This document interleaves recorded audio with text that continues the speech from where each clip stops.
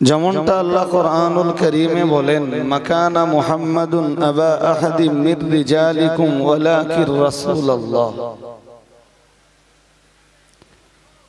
আল্লাহ বলেন প্রিয় রাসূলের পরিচয় দিতে যে বলেন মুহাম্মদ সাল্লাল্লাহু আলাইহি ওয়াসাল্লাম, মাকানা মুহাম্মাদুন আবা আহাদিম মির রিজালিকুম। আল্লাহ বলেন মুহাম্মদ সাল্লাল্লাহু আলাইহি ওয়াসাল্লাম কোন পুরুষের পিতা নন, প্রাপ্ত বয়স্ক পুরুষের পিতা নন।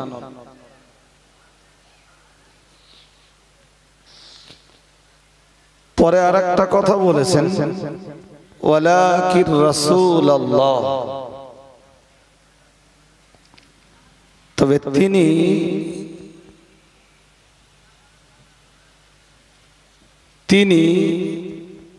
আল্লাহ পাকের রাসূল,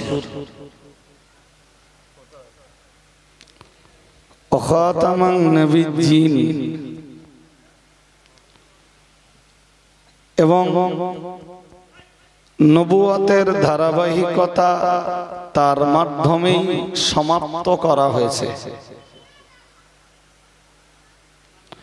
তিনি নবীদিগের শেষ নবী। দেখুন কোরআন শরীফের এই যে আয়াতে কারিমাটি রয়েছে, বাহ্য দৃষ্টিতে দেখলে এটা মনে হয় যে আয়াতের প্রথম অংশের সাথে দ্বিতীয় অংশের কোনো সম্পর্ক নেই। কারণ প্রথম অংশের বক্তব্য মুহাম্মদ সাল্লাল্লাহু আলাইহি ওয়াসাল্লাম কোন পুরুষের, প্রাপ্তবয়স্ক পুরুষের বাবা নন, আর দ্বিতীয় অংশের বক্তব্য তিনি আল্লাহ পাকের রাসূল। যদিও আয়াতটির নির্দিষ্ট শানে নুজুল রয়েছে, আমি আয়াতটির অবতরণের প্রেক্ষাপট বলে সময় নষ্ট করছি না, শুধু এতটুকু বলাই আমার উদ্দেশ্য। আয়াতের প্রথম অংশের বক্তব্য ছিল মুহাম্মদ সাল্লাল্লাহু আলাইহি ওয়াসাল্লাম কোন প্রাপ্তবয়স্ক পুরুষের বাবা নন, আর আয়াতের শেষ অংশের বক্তব্য হলো তিনি আল্লাহ পাকের রাসূল। এবারে যদি আমরা একটা হাদিস নিয়ে ভাবি, যে হাদিসটাতে রাসূল করিম সাল্লাল্লাহু আলাইহি ওয়াসাল্লাম বলেন, কুল্লু নবিয়্যিন আবুল লি উম্মতিহি। রাসূল বলেন প্রত্যেক নবী তার উম্মতের পিতা, প্রত্যেক নবী বা প্রত্যেক রাসূল তার উম্মতের পিতা। তো এই কথাটাকে নিয়ে ভাবলে তখন এর নিট ফল দাঁড়াবে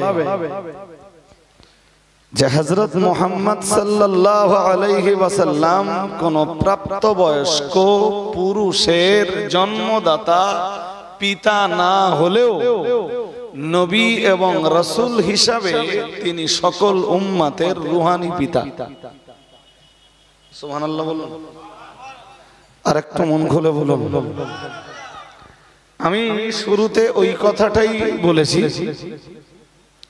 যে আজকের যে মানুষটিকে কেন্দ্র করে এই মজলিস আয়োজিত রহমানিয়া স্মৃতি সমাবেশ, মরহুম মগফুর হাফেজ শামসুর রহমান সাহেব রাহিমাহুল্লাহ তাআলা, তিনি আমরা এখানে যারা এসেছি আমাদের অধিকাংশের জন্মদাতা পিতা নন,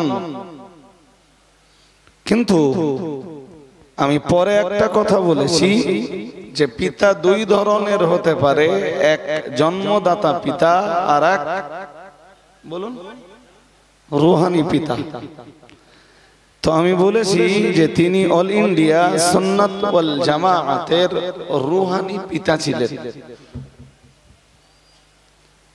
আজকে সারা বাংলা জুড়ে আপনারা অল ইন্ডিয়া সুন্নাত ওয়াল জামাআতের যে কর্মকাণ্ড দেখছেন,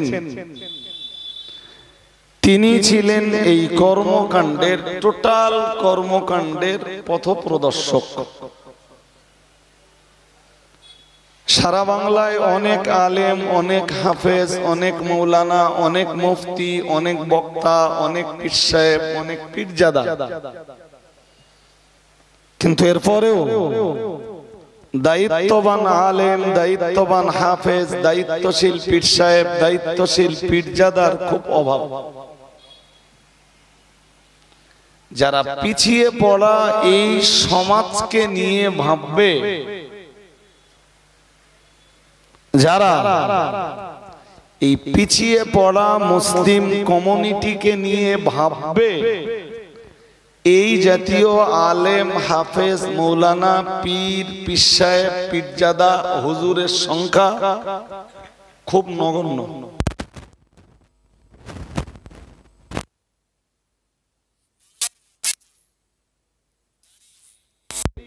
আপনি অল ইন্ডিয়া সুন্নাত ওয়াল জামাআতের এক্ষুনি যত রকমের কর্মকাণ্ড দেখছেন, চাই সে ছেলেদের মাদ্রাসা হোক, চাই সে মেয়েদের মাদ্রাসা হোক, চাই সে তাহাফুজে দ্বীনের অন্য কোনো প্রোগ্রাম হোক, চাই সে খিদমতে খালকের কোনো কাজ হোক, যেটাই হোক, অল ইন্ডিয়া সুন্নাত ওয়াল জামাআত সারা বাংলা জুড়ে যত কাজ করছে, এই কাজ, এই কর্মকাণ্ডের পথপ্রদর্শক ছিলেন মরহুম মগফুর হাফেজ শামসুর রহমান সাহেব হুজুর রাহমাহুল্লাহ তাআলা। কোনো সন্দেহ নেই,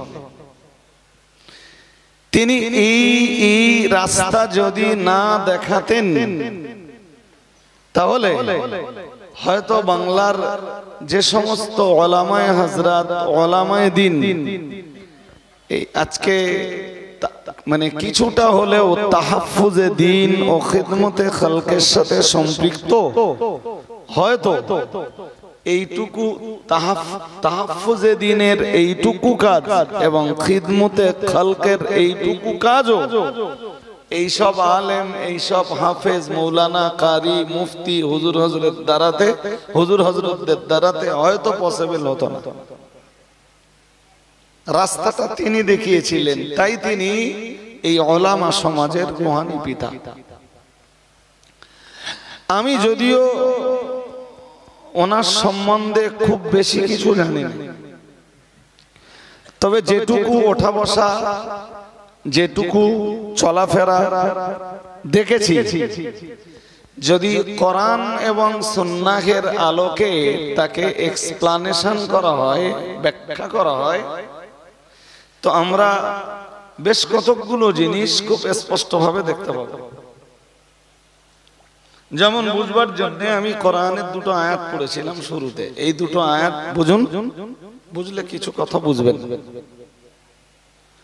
কোরআনুল কারীমের সূরা ফুরকানের শেষ রুকুতে আল্লাহ রাহমানের প্রকৃত বান্দাদের পরিচয় দিয়েছেন, এবং বলা যায় এক রুকু ব্যাপী, প্রায় এক রুকু ধরে আল্লাহ তার বান্দাদের তথা রহমানের বান্দাদের পরিচয় দিয়েছেন। তো আমরা, আমাদের কাছে এটা স্পষ্ট যে যিনি রহমান তিনি হলেন আল্লাহ, তাই তো নাকি? হ্যাঁ না জোর করে বলবেন তো? আমাদের কাছে এটা স্পষ্ট যে যিনি রহমান তিনি বলুন আল্লাহ। আল্লাহ স্টার্ট করেছেন ওখান থেকে, ওয়াইবাদুর রহমানিল্লাযীনা ইয়ামশুনা আলাল আরদি হাওনা ওয়া ইযা খাতাবাহুমুল জাহিলুনা ক্বালু সালামা ওয়াল্লাযীনা ইয়াবিতুনা লিরাব্বিহিম সুজদাও ওয়া কিয়ামা। ওয়াইবাদুর রহমান ওখান থেকে আল্লাহ শুরু করেছেন। আর রহমানের বান্দাদের গুণের পরিচয় দিতে দিতে দিতে দিতে একটা স্তরে যে আল্লাহ বললেন, খুব মন দিয়ে শুনতে হবে তাহলে বুঝবেন। আল্লাহ বললেন ওয়া ইযা মাররু বিল্লাগবি মাররু কিরামা। আমি আরেকটা আয়াত পড়েছি, সেটাও পড়বো, সেটা সূরা মুমিনুন থেকে। আল্লাহ বলেন ওয়াল্লাযীনা হুম আনিল লাগবি মুরিদুন। তা সূরা ফুরকান থেকে যে আয়াতটা পড়েছি সেটা আগে বলে নেই। আল্লাহ এই আয়াতে বলেন, আর রহমানের বান্দাদের আরেকটা গুণ হলো, রহমানের বান্দারা যখন এমন কোন পরিবেশ বা এমন কোন কন্ডিশন বা এমন কোন পরিস্থিতির সম্মুখীন হয়, যে পরিবেশে যে মহলে লঘু কাজকাম চলছে অথবা লঘু কথাবার্তা চলছে। আমার কথা কি বুঝতেছেন না মন অন্যদিকে আছে? এই আয়াতটা বুঝবেন, তাহলে মানুষটাকে চিনবেন। একটা মানুষকে চিনতে গেলে তাকে দেখতে হবে কোরআন এবং সুন্নাহের, কোরআন এবং হাদিসের আয়না। যে কোনো মানুষকে কোরআন এবং হাদিসের আয়না দিয়ে দেখলে মানুষটার স্বচ্ছতা কতটা, পরিচ্ছন্নতা কতটা, মানুষটার জীবনের পবিত্রতা কতটা, মানুষটা কতটা মান্যবর, মানুষটা মানুষের জন্য মডেল হতে পারেন কিনা, এগুলো পুরো স্পষ্ট হয়ে যায়। দেখুন আজকের সমাজে হুজুর বলে জিন্দাবাদ দেওয়ার লোকের অভাব নেই, পীর সাহেব কেবলা বলে জিন্দাবাদ দেওয়ার লোকের অভাব নেই।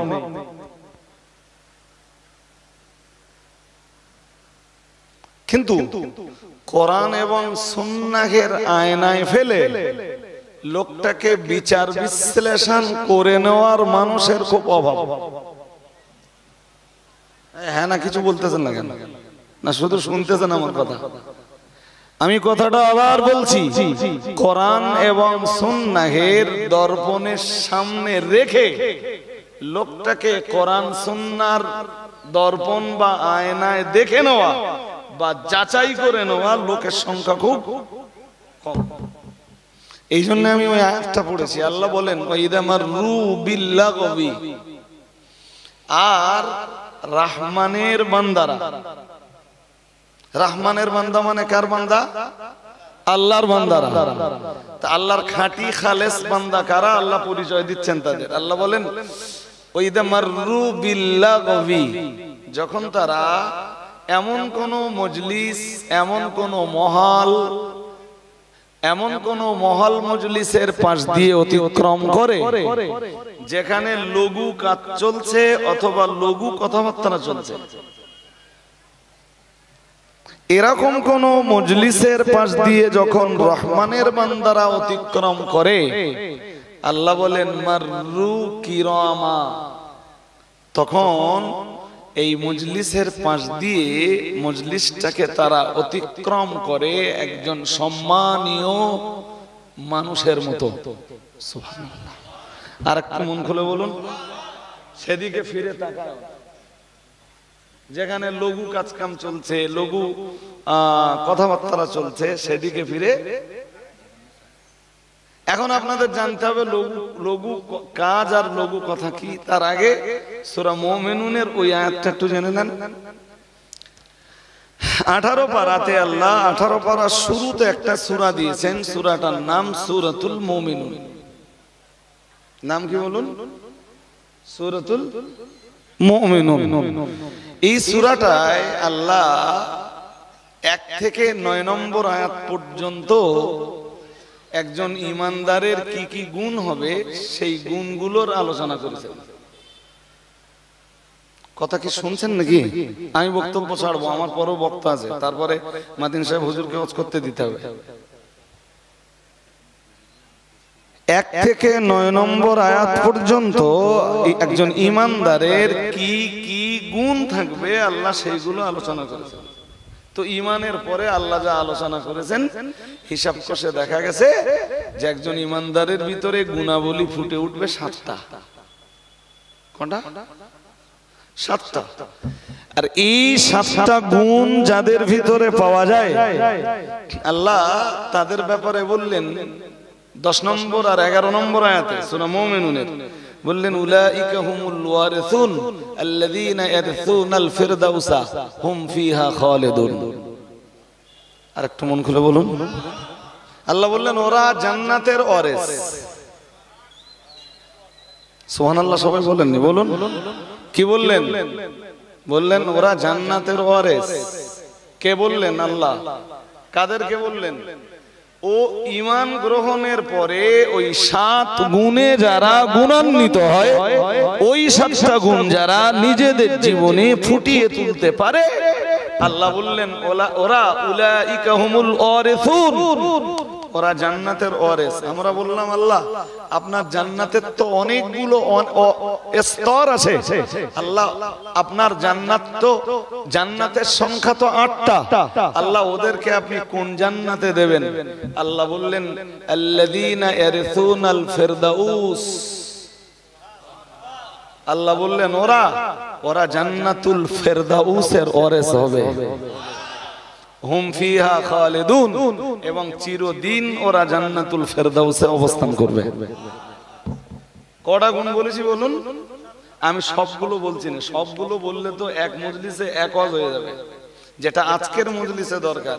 একটু আগে যেটা বলছিলাম যে যখন রহমানের বান্দারা কোনো এমন কোন মজলিসের পাশ দিয়ে যায় যেখানে লঘু কাজকাম চলছে অথবা লঘু কথাবার্তা হচ্ছে, তোমার রু কিরামা, ওরা সম্মানীয় লোকদের মতো অতিক্রম করে, সেদিকে তাকায় না, সেদিকে ভ্রুক্ষেপ করে না, সেদিকে কখনো গুরুত্ব দেয় না। ঠিক সূরা মুমিনুনে আল্লাহ ঈমানের পরে একজন ঈমানদারের যে 7টি গুণের আলোচনা করেছেন, আলোচনা করতে করতে আল্লাহ বললেন আল্লাযীনা হুম ফি সালাতিহিম খাশিউন ওয়াল্লাযীনা হুম আনিল লাগবি মুরিদুন। ঠিক 2 নম্বর গুণ আলোচনা করতে যে আল্লাহ বললেন যারা এই পৃথিবীতে লঘু কথা আর লঘু কাজ থেকে নিজের চেহারাটাকে ঘুরিয়ে রাখে, অন্যদিকে নিজের চেহারাটাকে ফিরিয়ে রাখে, আল্লাহ বললেন তারাই হলো জান্নাতুল ফিরদাউসের হকদার। আরেকটু মন খুলে বলেন, কারা তারা? যারা লঘু কাজ আর লঘু কথা থেকে নিজের চেহারাটাকে অন্যদিকে কি করে? জোর করে বলুন তো আপনারা। হ্যাঁ বলে দিচ্ছি। আমি সেই জায়গা পর্যন্ত এখনো পৌঁছাইনি। আপনাদের মনে যে প্রশ্নটা জাগবে সেই প্রশ্নটা হলো যে লঘু কাজ কি? হুজুরও বলছেন সেটা। লঘু কাজ হলো, লঘুর ব্যাখ্যা অনেক, মুফাসসিররা একাধিক কায়দায় লঘু শব্দটা তাফসীর করেছেন। আমি একটা তাফসীর আপনাকে বলছি, সেটা হলো যে কাজে এবং যে কথায় এহকালের কোনো লাভ নেই, পরকালেরও কোনো উপকার নেই। কথা শুনছেন নাকি? একদম সহজভাবে আপনাদের বুঝবার মতো করে বলছি, যে কাজে এহকালেও কোনো লাভ নেই, যে কথায় এহকালের কোনো লাভ নেই, পরকালেরও কোনো উপকার নেই, সেই কাজকে বলা হয় লঘু কাজ এবং লঘু কথা। আরো ব্যাখ্যা আছে, আমি সে ব্যাখ্যা দিচ্ছি না, শুধু যেটুকু দরকার ওইটুকু নিয়ে বাড়ি যান, কাজে লাগবে ইনশাআল্লাহ। লঘু কাজ কি? যে কথায় এহকালের লাভ নেই, পরকালেরও কোনো উপকার নেই। কথাও হতে পারে, কাজও। ধরুন চায়ের দোকানে বসে সারাদিন পড়ে বগর বগর করে, এহকালের কোনো উপকার আছে? কথা বলে। পরকালের কোনো উপকার আছে?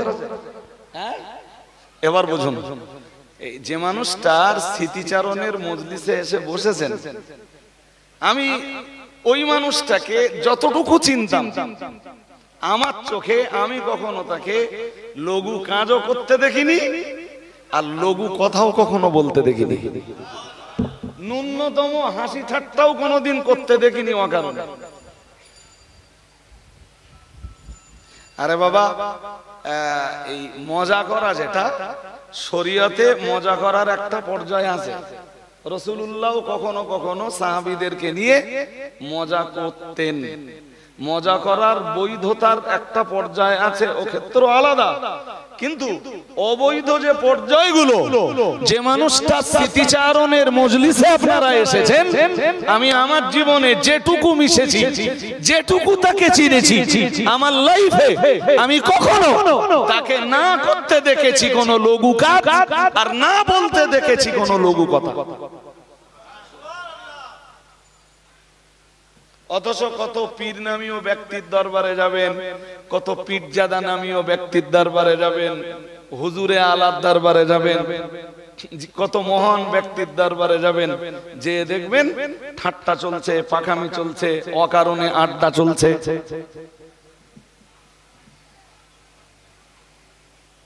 এগুলো পুক্ত ইমানদারের, কংক্রিট ইমানদারের নমুনা নয়। এবং কখনো এটাও দেখেছি, আমি এটাও দেখেছি যে আপনারা যে মানুষটা স্মৃতিচারণের মজলিসে এসে বসেছেন, এই আলেম সমাজকে যদি একটু হাসি ঠাট্টা করতে দেখতেন, সঙ্গে সঙ্গে বকাঝকা করতেন এজ এ গার্জিয়ান। কথা শুনছেন নাকি?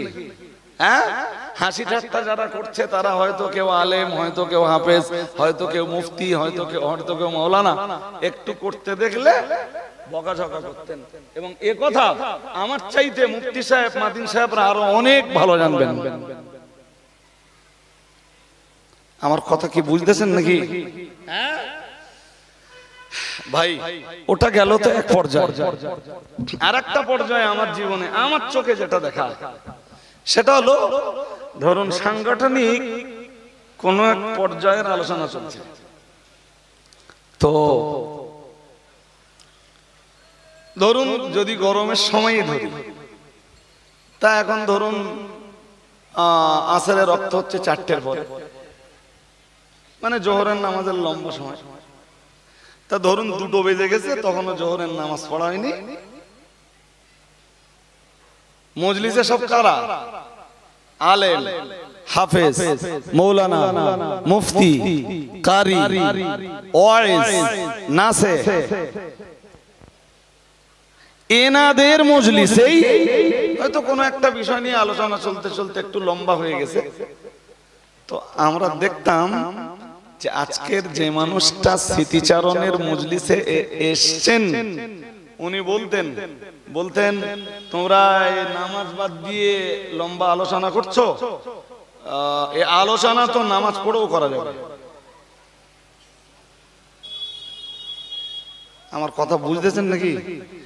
এখন আর এই কোনো মজলিসে আলোচনা লম্বা হয়ে গেলে এই কথাটা বলবার মানুষ নেই। আমরা হয়তো আলোচনা যে বিষয়টাকে নিয়ে করছি, বিষয়টাও ভালো, জোহরের নামাজের ওয়াক্তও আছে, কিন্তু এরপরেও তিনি বলতেন আলোচনা পরে হবে, আগে নামাজ পড়ে নাও।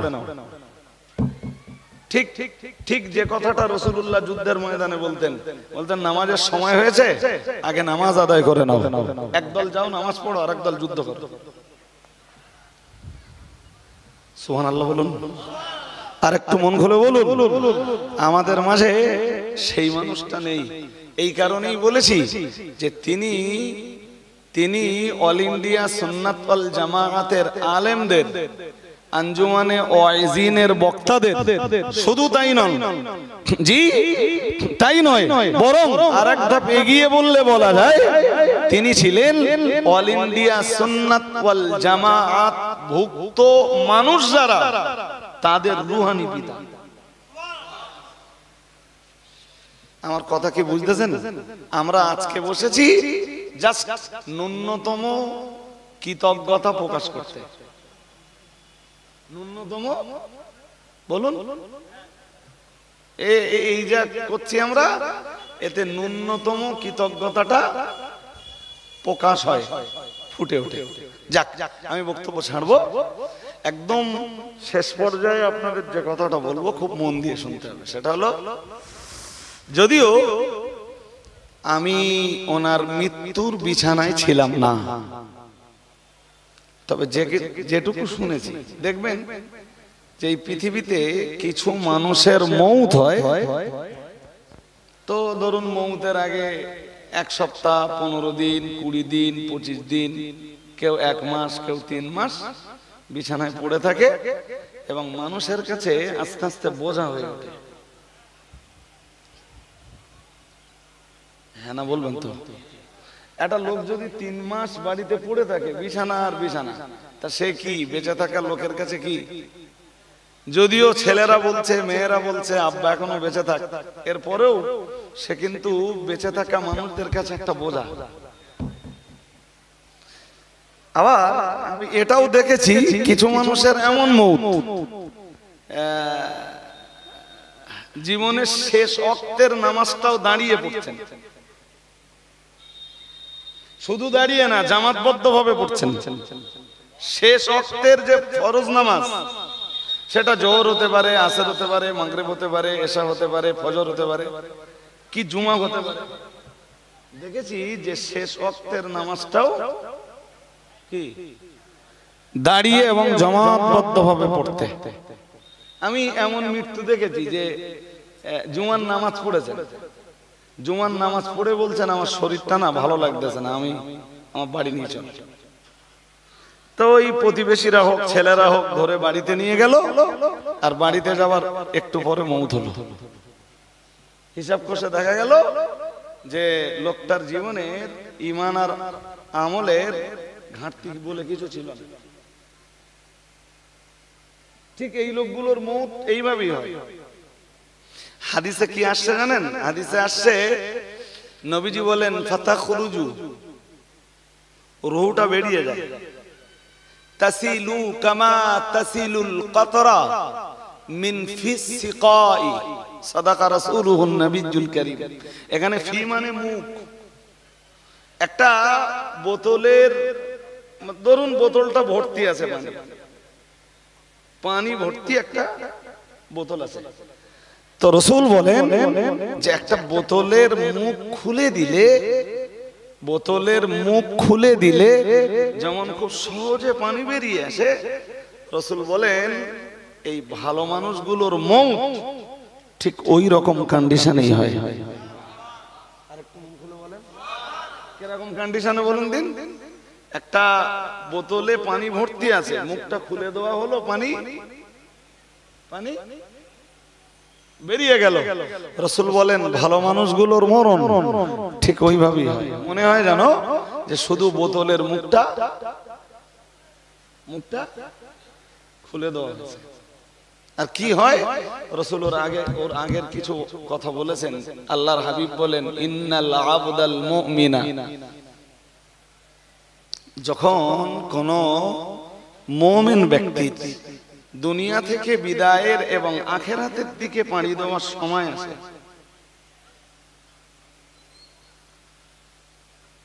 ইযা কানা মিন ইনকিতাঈদ দুনিয়া ওয়া ইকবালিল ইলাল আখিরা, রাসূল বলেছেন যখন কোন মুমিন বান্দার দুনিয়া ত্যাগ করার এবং আখিরাতের দিকে পাড়ি দেওয়ার সময় হয়, রাসূল করিম সাল্লাল্লাহু আলাইহি ওয়াসাল্লাম বলেন নাযালা ইলাইহি মালাইকাতুম মিনাস সামা বিদুল উজুহ কান্না উজুহাহুমুশ শামস। সুবহানাল্লাহ। আরেকটু মন খুলে বলুন। রাসূল পাক সাল্লাল্লাহু আলাইহি ওয়াসাল্লাম বলেন তার মৃত্যুর বিছানায় সুব্বর চেহারা বিশিষ্ট ফেরেশতাদের নুজুল ঘটে আসমান থেকে। আরেকটু মন খুলে বলেন কি ঘটে বলুন। সুব্বর চেহারা বিশিষ্ট ফেরেশতাদের নুজুল ঘটে কোথা থেকে? নবীজি বলেন মিনাস সামা, আসমান থেকে। তাদের চেহারা সুব্বরতা কতটা? রাসূল বলেন কান্না উজুহাহুমুশ শামস। আল্লাহর হাবিব বলেন তাদের চেহারা থেকে মনে হয় যে সূর্যোদয় ঘটছে। আরেকটু মন খুলে বলেন। তারা বসে যায় এই মুমূর্ষ ব্যক্তির জান কবজের একটু আগে, মুমূর্ষ ব্যক্তির জান কবজের আগে এই মুমূর্ষ লোকটার বিছানাতে বসে পড়ে। এমনকি যতদূর পর্যন্ত এই মুমূর্ষ লোকটার দৃষ্টি যতদূর পর্যন্ত পৌঁছায়, রাহমাতের এই শুভ্র চেহারা বিশিষ্ট ফেরেশতারা তত দূর পর্যন্ত বসে যায়। রাসূল বলেন মা হুম কাফানুম মিন আকফানিল জান্নাহ। আল্লাহর হাবিব বলেন তাদের কাছে থাকে বেহেশতি কাফন। কি থাকে? কি কাজে লাগবে? কথা বলেন। আরে বাবা, মানুষ মরে গেলে কাফন তো আমরা দেই, তো ফেরেশতারা এই দলবদ্ধ ভাবে শুভ্র চেহারা নিয়ে হাজির হয়েছে এবং এই মুমূর্ষ লোকটার দৃষ্টি বরাবর বসে গেছে। কি কাজে লাগবে? তাদের কাছে প্রত্যেকের কাছে কাফন। মাহুম কাফানুম মিন আকফানিল জান্নাহ ওয়া হানুতুম মিন হানুতিল জান্নাহ। আল্লাহর হাবিব বলেন একদিকে তাদের কাছে থাকে বেহেশতি কাফন, আর একদিকে তাদের কাছে থাকে বেহেশতি সুগন্ধি। আর একটু মন খুলে বলেন, এই সুগন্ধির বা কি কাজে লাগে, এই কাফনের বা কি কাজে লাগে? মরে গেলে তো বেঁচে থাকা লোকেরাই মরা মানুষকে কাফন দেয়। জি, মরা মানুষকে বেঁচে থাকা লোকেরা কাফন দেয় দেহের, কিন্তু রুহুটা বেরিয়ে যাওয়ার পরে ওই বেহেশতি কাফনে, আর ওই বেহেশতি কাফনে হানুত মিশ্রিত, সুগন্ধি মিশ্রিত, ওই সুগন্ধি মিশ্রিত কাপড়টাতে রহমতের ফেরেশতারা রুহুটাকে জড়িয়ে নেয়। আর একটু মন খুলে বলুন। এরপরে রাসূলুল্লাহ বলেন যে এরপরে ফেরেশতা আজরাইলের আগমন ঘটে। কার? মালাকুল মউতের আগমন ঘটে। হাদিসে রাসূল বলেন ফায়াজলিসু ইনদা রাসিহি, এবং ফেরেশতা আজরাইল মালাকুল মউত ওই মুমূর্ষ লোকটার মাথার কাছে বসে। মাথার কাছে বসে ওকে সুসংবাদ শোনায়, যে কথাটা কোরআন বলেছে ইন্নাল্লাযীনা ক্বালু রাব্বুনাল্লাহ সুম্মা ইসতাকামু তাতানাজ্জালু আলাইহিমুল মালায়েকা। সুবহানাল্লাহ। পৃথিবীতে যারা বলে আল্লাহ আমাদের রব, এরপরে ওই কথাটার উপরে যারা জীবনকে প্রতিষ্ঠিত করে, আল্লাহ বলেন তাতানাজ্জালু আলাইহিমুল মালায়েকা, ওদের মউতের সময়, ওদের মৃত্যুর বিছানায় আল্লাহর রহমতের ফেরেশতাদের আগমন ঘটে। কোরআন যা বলছে হাদিসও তাই বলছে। এরপরে কি ঘটে? রাসূল বললেন মানে মালাকুল মউত ফেরেশতা আজরাইল আলাইহিস সালাম বলেন হে প্রশান্ত আত্মা, তুমি সন্তুষ্ট চিত্তে বেরিয়ে এসো, যেটা কোরআন কারীমে আল্লাহ বলেন ইয়া আইয়াতুহান নাফসুল মুতমাইন্না ইরজিই ইলা রাব্বিকা রাদিয়াতাম মারদিয়া ফাদখুলি ফি ইবাদি ওয়াদখুলি জান্নাতি। আমার এসব কথা ব্যাখ্যা করে বলবার অবকাশ নেই, শুধু বিষয়টা ধরিয়ে দিচ্ছি। রাসূল বলেন সেই সময় কি ঘটে? আল্লাহর হাবিব বলেন ফাতাখরুজু তাসিলু কামা তাসিলুল কতরাতু মিন ফি সিকাই। আল্লাহর হাবিব বলেন একটি বোতলের মুখ খুলে দিলে বোতল থেকে পানি পড়তে যেমন কোনো অসুবিধা হয় না, যেভাবে পানি পড়ে, রাসূল বলেন দুনিয়ার এই ভালো মানুষগুলোর জান ঠিক ওইভাবেই কবজ হয়। আর একটু মন খুলে বলুন। আমি যতদূর জানি যে আজকে যে মানুষটার স্মৃতিচারণের মজলিসে এসে বসেছেন আপনি, জি, জীবনের শেষ রাতের তাহাজ্জুদের নামাজটাও তিনি আদায় করেছেন।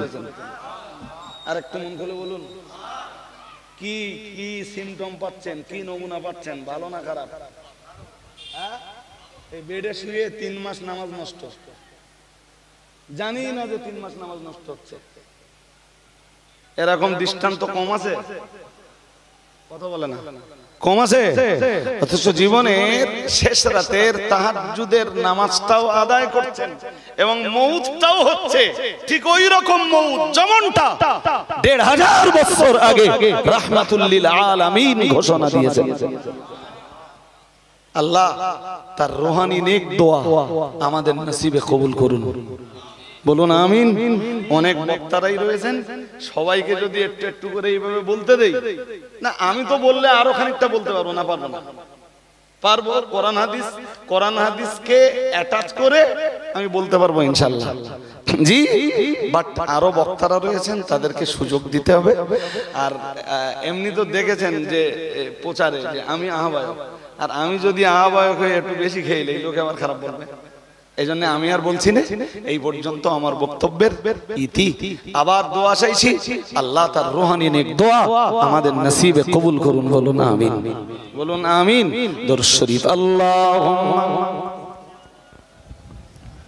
আলহামদুলিল্লাহ, আমাদের আঞ্জুমানে ওয়াইজিনের সুযোগ্য সভাপতি মহতারাম মাওলানা মুফতি রজব আলী সাহেব হুজুরকে অনেক অনেক ধন্যবাদ। কোরআন এবং হাদিসের আলো